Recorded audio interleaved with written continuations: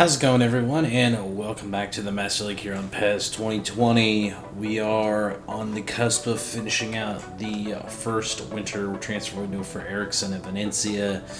And as it stands right now, we're at top of the table with some good results this month. But we've still got a lot to play for here, as it's still tight between the three of us at the top of the table to see who gets promoted. I'd love to get another player signed, but we'll wait and see. First off, let's go to the game board, take a look here, and as you can see, it's changed a little bit. I've zoomed in a little bit so you guys can see a little bit better the game board, and also updated some graphics. So the dice is going to be down here towards the bottom. What can we go for? We'll just see. Obviously, love to buy more players, so let's roll the dice. 3, 2, 1, go. It's a 4, 2, 3, 4. We get a player upgrade, which is always a nice. Okay, we can assign a skill training to one of our players in the squad, so let's go ahead and do that right now. Alright, so I've decided we don't have many options because our players are so lowly rated, but Zuccolini fits the bill here. We'll give him the track pack one to start, and that way he can do the training. So there you go. For the first match at home in this episode, not to mention the final match of the month of January, will be us playing host to Pisa. Here's the lineups look like. Lazzarini gonna get the start in net. We got Seccaroni, Cremonese, and Stanichev, the center backs. The defensive midfield of Caligara and Strecci, with Male, the attacking midfielder. The wide midfielders will be Amaru with Zuccolini, and then Zagoni and Bacolone will be the center forwards for this one. Oh, nice deflection there. Oh no, numbers are on, and he's going to score. Pisa, right out the gate, get a goal here. And we're in trouble, as Most Cardelli has scored for Pisa, the number 9. And already we're looking a little bit on the back foot to start this match. Now, I don't know if this had to do with the newest update, Data Pack 4 releasing, but we definitely were not playing the ball correctly there. We weren't closing down the ball, and they just beat us on the counterattack. But it was a mistake that Pisa luckily pounced, but defenders need to be a lot closer to tighten that runner down so he doesn't get loose like that. He's going to send it over the wall. Oh, the keeper snags it with his glove. It was on target, though. Nice effort. Out wide, Zuccolini, Amaru. What's he going to do with it here? He's going to wait for runners in the box. Oh, Simone! Oh, there it is. There's the goal. It's Boccalone with the goal. I was about to say Simeone because he's been the one that's been scoring the goals most recently, but Boccalone somehow managing to control that ball and bury it to the top half of the net to equalize here in the 31st. So it's a huge goal for him. He hasn't been featured much. But mostly a bench player for us. We're getting the start tonight for Ericsson, and you can see we overloaded the wings there. Amaru just waited for the runners, and then it just fell right to number 24. But it wasn't the easiest pass to control, as the cross was a bit poor, but it was enough to get that ball out of the reach of the keeper thanks to Boccalone. Controlled. Oh, nice. And now. Oh, off the near post. Center it. Ah, no, he tried to play it back to the keeper, but it's a brilliant stop. And that's the halftime whistle. And what an exciting first half that was. Data Pack 4 definitely showing the changes off pretty well, as it's off the wall, and it's in the back of the net. Oh my goodness, right out of the gate here in the second half. We give up another early goal to the away side, Pisa. And it's Moscardella again, this time off the set piece. And I don't know if we had any way of stopping that one. And Ericsson just losing his mind here. This is a well hit. Just no stopping it there. It was actually nice and low driven there. Keeper really didn't have much of a chance to stop that one. Oh, Bocalone, and he's going to score a brace. 60 minutes in. He buries it home. It's 2-2. And the hometown Valencia crowd are loving it here. As it's always somebody different to step up. Today, looking like Bocalone's getting that opportunity. And more importantly, we're playing it short. We're not looking for trying to go over the top of this very compact defensive side. But Bocalone's been absolutely clinical today. And great job there by Zagoni again, setting up another goal. And being unselfish to help his teammate bury it and tie this game. Oh, plays advantage. Keeper out. No. Keeper. Oh, what a save. And it's cleared off the line. Final whistle. Oh, what a crazy game. It's in a 2-2 draw for us, though. The game definitely was exciting, to say the least. I'm going to say Data Pack 4. It's looking pretty solid at the start of that first match. Just let alone the fouls. The shots, it was just intense, you know. Definitely night and day difference from the previous data packs we've been using. The game, it's a very tightly contested 2-2. Bit of a shame, though, really. We gave up a goal early and then another goal early in the second half. But got the responses we needed and got a good result. Lazzarini obviously had a poor game. Zuccolini, I didn't think had a bad game. Male in the middle was kind of lackluster. Didn't have a lot of space to operate. Everybody else, Amaru, Zagoni, Bocalone, all played well, but the bench didn't produce. Pisa seems to be kind of our bogey team this season. We seem to just not perform well against that particular side. But we get a point. Hopefully we don't drop out of the lead, but we'll see. It is transfer window time here. We're in the final days here as we're trying to get a deal sorted out. Gavoli's paid the release fee for the player. I'm okay with accepting this deal as is because you know, he's a player that wants to leave. We may have a chance to re-sign him, but it's not looking likely, and he's not really been featured on our side at all. I don't know if he's played one match for us. Hasn't played the best, so we'll go ahead and accept the release of Gavoli here. Get some money back into the coffers. We'll go ahead and pull the trigger on this one as well because we get a huge sell-on option too, which we've negotiated in. But more importantly, 54, you know. Could have got a couple, some more money out of it, but we'll go ahead and accept that deal as well for Daffrey. Knock off 2 hours off the window and see what other offers we get coming down the pipe here. Since we sold the players we wanted to, Paz would be a great player. Both these guys would be good. I mean, overall Paz is better. But market value wise, Adorne is a better player, a little more seasoned. I think he's older, 28, just a year difference. He's somebody I really want, and he's somebody that we can get a lot cheaper on a salary than we can Paz. So center back's a position we need to fill. So let's go ahead and accept Adorne into the club here.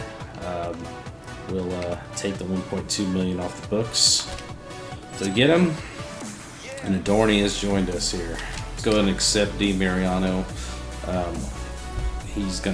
He would have been a starter for us in the 3 in the back formation, but I think he's just been unlucky to get playing time. His form hasn't been the greatest, so Di Mariano will be gone Marino will be gone as well. Knock that down to another 2 hours. Let's see if we can pull the trigger on this deal. I think don't have enough time yet for any more contract negotiations. Let's go ahead and pull the trigger on Paz since we've got him on the books. This is going to be the last one we do for the day. The salary is a bit of a hit, but not much we can do about that. But let's go ahead and pull the trigger on it. And that will do it, ladies and gentlemen. The transfer window is shut, and what a transfer window it was. Quickly take a look at the balance. You see our transfer fee. We just made $5 million. 4.9 was our total after we made a few signings, and mostly just sold players. Obviously, a big chunk of that money went for D. Mariano when we sold him at the beginning of the window. Not a bad effort, but I want to see the budget report for January. Yeah, man, it's going to be kind of skimpy. That dilemma is really starting to play havoc with us with our money coming in. Hopefully we can get that rectified by getting some players to sell more shirts. Or kits, I should say. Let's do a quick rundown of the transfer market and see how it shook up. It's like a big. We'll sort by price to see. The biggest move was Keane from Everton to Chelsea for $48 million, and Porto buying a couple of players up as Portuguese players up as well. I should say selling them to Dortmund and Zenit. Get some clarification on that. But decent window for us, I think. I think we strengthened our center back core, which we absolutely needed to do, and got rid of some players that we weren't using. A couple players we didn't manage to sell. We were able to buy all the players we could that fit our system at the moment, and really looking forward to that. So let's go into the next match and see what we've got in store. But first, with the transfer window closed, we get to go straight to the dice, right? Yep, we're ready for the dice roll. Alright, so let's go to the game board. Let's take a look. What do we need? I definitely need the contract extensions because I got players coming up. But probably the one thing I desperately need is that kickoff. I need to land on there to get the bonuses to get back, to make sure that we're not losing money on the salary budget side, because we took a hit this last month. But let's see what the dice roll says. 3, 2, 1, go. It's a 1. It's a game plan change. Lovely. What are we gonna change? Change the attacking area. Okay, that's going to force me to make a change to the formations. So sit tight, folks, and I'll be right back with that change. With the game plan change, it forced us to change our attacking zone. This is attacking area on the game board from center to wide, so it's another familiar change for us. We're going back to the 4-2-1-3 formation. Here's what the lineup's going to look like for our first match using it. We got Lazzarini keeping his place in nets. Cremonese and Cardona will be the center back starting. We've got Fiordelliso and Felicoli, the fullbacks. The back line will be Fordolino and Zuccolini in the defensive side, with Lolo the attacking midfielder. Amaru and Alexander Pimenta are the wingers, and Capello is going to be the center forward. And now over the top, Amaru's made a nice run. He gets in front of his man, he'll shoot and he'll score. It's been a cat and mouse first half here in the first 21 minutes. Both sides just trying to find that direct pass. But Amaru finds his way to the back of the net after getting this, now being back up to a more normal position of a attacking winger. Gets in behind the Trapani defense and gets a crucial away goal for us. He's back on the goal scoring sheet after being some time playing more as a wing back in our 3 in the back formation. But nice job. Zuccolini just dinks it up to him. He's behind the line in space. He has options. He decides to take it himself to the near post. Great little job here by Zuccolini to recognize that the defender was pulling to get to Capello, and the space was opening up for that left-footed strike from Amaru. Zuccolini takes him down. Referee didn't appreciate that. And a yellow card's been shown to the captain. It was a pretty vicious challenge, I think. Just kind of clubbed him in the back of the head as he was trying to build the play out wide. It's a bit of a dive. Don't know about that one, ref. Kind of got suckered on that one.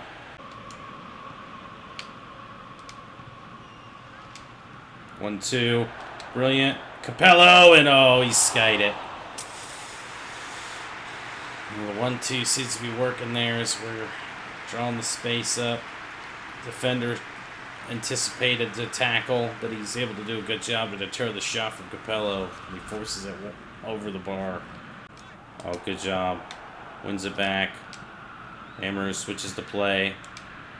And now he finds Capello. Capello, can he get there? Yes, he can! We've seen it before when he gets behind the line there. The keeper has to try to close down that space. He just finds a way to stick with it and bury it in the back of the net.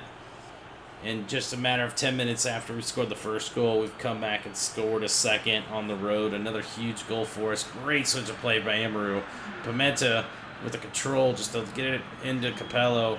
Capello he's got that heavy touch, but it's enough to pull the keeper out of position, and then he's just able to bury it past him as he's coming out to try to stop that one. Great job by Capello. It's another hard-working goal for him. Referee's going to call a foul here late. And a yellow card's been shown to Fiordolino there. Both our defensive midfielders have been booked. He's been busy just trying to track runners, and a little bit of a blow to the back of the head is not a good plan. And then there's the halftime whistle. A good first half, so we're able to get 2 goals on the trot here, despite being a new formation for us. Oh, nice. Oh, what a touch from Malia. Malia, can he get around his man? Oh, he shoved it wide. Great chance to add a third goal there. That ball was flicked on by the defender, and Male came on as a substitute, won the ball cleanly, just had to dink it over the keeper and shoved it wide. Oh, the shot just goes wide, and Trapini came right down the middle there, as we had a tough time stopping it there as our midfield just got torn open there. A desperate dive by Cremonese may have saved a goal there. Ball's whipped in, good pace, cleared away, not out completely, and it's in the back of the net. And Trapini have got one back here. It's number 8, Aloui, off the set piece. They threatened on the last corner this time. Just got a little bit of that corner, just not enough to get it out of the box, and it was quite a good finish there from the home side, number 8. Just through traffic, and I mean, Lazzarini was just, he was screened. There was no way he could see that. Oh, nice. Can it get in front of it? He did. Lolo gonna take the strike. Oh, it almost went in. He hit that with some venom as the counterattack was on. Capello just spot the run, just kind of get it in front to Lolo. Lolo took his time to hit a wicked strike, and the keeper just barely got enough wrist to it to push it wide. And that's going to be the full-time whistle. So we survive. Very tricky game on the road here. Capello with the game winner. 2-1 the final for the Lions. Well, I think if we can, it's safe to say that Data Pack 4 is bringing us a lot more excitement to the PES 2020 than it has been in the previous iterations of this game so far. But another closely tightly contested match, you know. It feels like the difficulty is a little bit harder. It's like there's a lot more tension in the build-up, and you see a lot of heavy touches being made by the opposition, and the passings, you know, the controls unpredictable, which is good to see, and then the fouls coming back as well. Trapini weren't as aggressive as we were on the fouls on the day, but, you know, they were threatening. You can see they had a few players not perform up to snuff as part of the day. Again, Lazzarini didn't have the best game, giving up a goal. Our back line was actually really solid. Zaglini was outstanding. You know, we had to pull him off at halftime for the card. You know, only Lazzarini was a real letdown, and Molly off the bench, who missed his sitter. But another good result for us on the road, no less. Matchday 22 in the books. Here's how the table looks. Our draw in the first match against Pisa dropped us down to second, as Chievo looks like they're getting their form back, as they are now in front of us by a single point. We have pulled a little bit of a gap between us and Benvenuto, who are still not still lurking. They're still a dangerous side that we can play against, but as you can see, there's a pack forming behind us between 4th and 10th. It's only 5 points difference, but you know, they're fighting for that top 3 spot. But we were playing the weakest team in Serie B at the moment, and you know, Pisa not having a great year, but we seem to be kind of overlooking both of these teams considering where we're at in the table, and it's always kind of a dangerous moment because you could lose points. So hopefully that will cost us in the end. And that will wrap up this episode, ladies and gentlemen. I'd like to thank all of you all for watching. Hoping you enjoyed our little deadline window mixed in between these 2 matches. So we're probably going to have a pretty long episode. Luckily there wasn't too many highlights in the match, but final verdict, first time playing Data Pack 4. I'm liking it so far. It's definitely an improvement to what we had in the previous iterations. So that's going to be all for me, guys. I hope you enjoyed, and stay tuned for the next one as we continue our march towards hopefully a Serie B title if all goes according to plan at the moment. So until next time, folks, take care.